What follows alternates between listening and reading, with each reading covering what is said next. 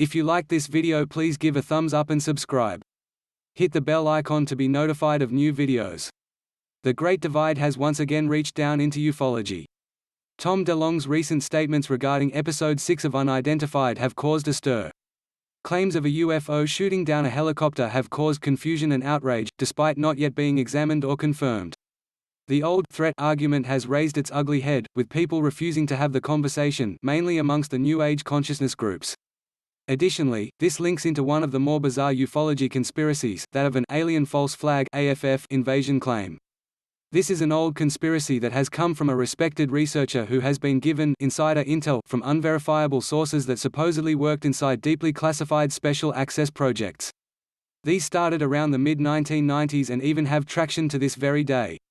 The concept is that the US government is promoting a UFO threat and will eventually hoax an alien attack against humanity, wiping out billions with the reversed-engineered extraterrestrial spacecraft at Area 51s4 on the surface, and to the everyday person, this would seem detrimentally psychotic. Firstly, that such a horrific, nefarious conspiracy, if possible, would even be feasible. Secondly, that any patriotic American official would even consider this. But here we are debating it in 2019 after its recent rise to popularity. The source being UFO experts that believe TTSA and AATIP are working on a secret government agenda, promoting a UFO threat and a precursor to a fake invasion. Some may argue it is an unverifiable conspiracy theory, some may not. The question is, how do we tell what is true and what is not? How do we know this is real and not a psyop performed on unwitting ufologists, used to destroy the credibility of UFO research in the mainstream? How do we know if there is a genuine threat or not?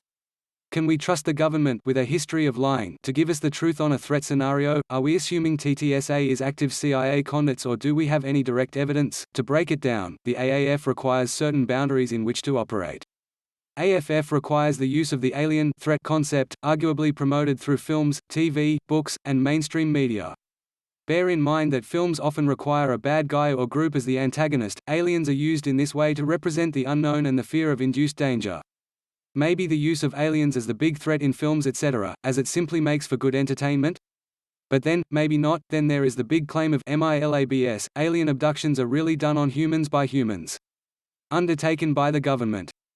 MILABS can be described as follows: a deceitful military operation performed to convince the targets of the operation that they have had an encounter with extraterrestrial beings, though it is actually a stage ploy. Wiktionary. Whilst I personally wouldn't dare to question the data or the witnesses who gave testimony of their own experiences with regards to military operations over the last 70 years, I would like to question the motives of why any government would do such a thing. The most profound argument is to create a culture of fear surrounding these potential and alleged extraterrestrials who supposedly ride in UFOs.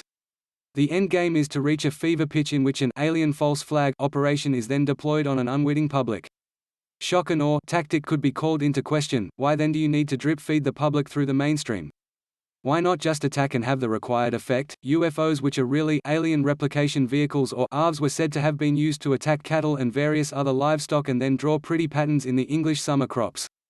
As the plan progressed, the ARVs and psychotronic weapons apparently, along with fake grey aliens, men in rubber suits, abduct people through bedroom walls and place implant devices under the skin. This is then preceded by the main course. UFOs or ARVs presumably attack people, cities, and towns, killing innocent women and children. But this hasn't happened yet. AFF is one of those strange situations. Despite it being utterly improbable, unrealistic, and borderline psychotic, part of you still believes it on some level. After all, you know UFOs exist. They are potential aliens. The government likes to throw a false flag operation into the mix to sway opinion. Why then wouldn't they go to the next step? But then, you think that there is no tangible evidence to support the AAF theory except for testimony from unverifiable insider sources, given to one famous New Age consciousness researcher, and your own guesswork based on the experience of what you think you already know. Along with the how, what, where, and why you find yourself thinking about the consequences of AAF, the world would be drawn into the chaos. National security laws are passed to restrict freedoms, martial law is passed, etc. The world's powers unite under one banner, like in the film Independence Day 1996, to fight the evil alien threat. Just like President Ronald Reagan stated in the 1980s, isn't ufology brilliantly entertaining? So, with any luck, only a few billion people, along with Americans, will be sanitized from the earth. I wouldn't want to be the patriotic pilot who is on shift at night. Wait, you want me to do what? Surely, the pilots would be selected for their own psychopathic traits before the night? Leave nothing to chance. This has been planned out for decades.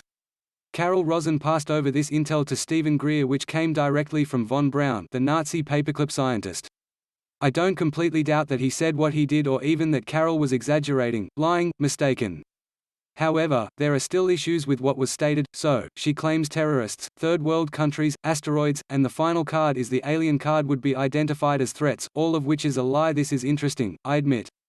But I have questions. Are these von Braun's personal opinions, or was he read into a classified program that was doing this? If so, what program?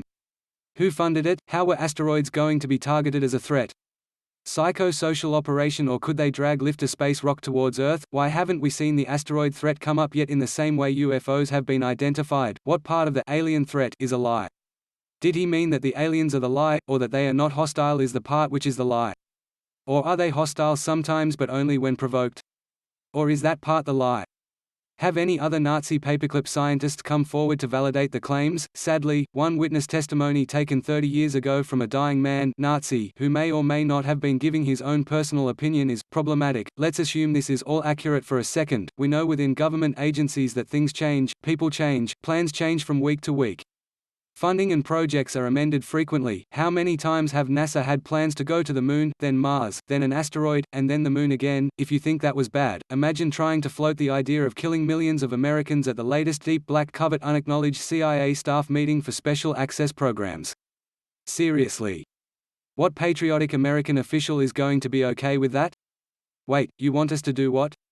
And that plan would have to then be passed on for the next 30+ years, over and over. That would be a lot of psychopathic generals, intelligence officers, and politicians who just happen to all coincidentally line up in succession for the right job at the right time, all of whom are happy for the murder of civilians, aka 9/11x1000. 9/11 itself may have been questionable, bizarre for many different reasons, but the evidence is not there suggesting it was a specific inside job. It is circumstantial at best. To play devil's advocate, so what if it is all true, to the point ARVs are abducting people globally as part of a larger threat tactic preceding an invasion? The sheer logistics essentially wouldn't fit the data of all abductions being ARV. Every country and every demographic reaching into the tens of thousands. If any genuine abduction is done by actual aliens, is that not deemed threatening to humanity? Seems silly to me in a lot of ways to not consider all options on ARV. Should we not have the conversation, are UFOs a genuine threat? And what's classes as a threat? Can an inadvertent action be deemed a threat? Is it a threat to the threatened or the threatener? Replace the word UFO with Russian in the below statements. Given that the following are indeed true, UFOs are observing and tampering with American nuclear weapons. UFOs are invading American military carrier strike group airspace. UFOs are abducting Americans. UFOs are engaging with Navy fighter planes. Potentially UFOs could eliminate whatever they wished with no prevention. Does the potential for severe risk make for the threat aspect? Specifically, one that cannot be controlled. It doesn't make for good reading, hypothetically that is. I think we can refer to the great ufology thinker of UFO Jesus. Perhaps believing UFOs are not a threat of any kind means you are without skepticism of the phenomena. If you examine some paranormal experiences, there is an inherent trickster element present. Trickster doesn't necessarily equate to threatening, but it's also hard to see it as altruistic. The fact that UFO intelligence meticulously allows itself to be seen by man, but in a way that doesn't provide enough irrefutable evidence that all of mankind would agree it's here and talk about it non-stop is, you could argue, an element of a trickster persona. Since UFO intelligence allows, promotes and I'd argue engineers an environment where people can argue, and debate over the validity of it when it's absolutely real, gives room for caution on what the agenda is of UFO intelligence. While I don't agree with assuming UFO intelligence is evil, there is definitely room to have skepticism over whether what it's trying to accomplish for humanity is really in humanity's best interest or not. After all, it could accomplish two things quickly: 1, have an irrefutable display, and 2, announce its agenda. It's done neither of these things. IMO, with sufficient thinking about the history of the phenomena, there is no way one can be without at least some skepticism of whether or not the phenomena truly is looking out for the best of humanity. UFO Jesus, social media, 2019. Maybe one of the main issues currently is that we do not have all the relevant data to conclude either way.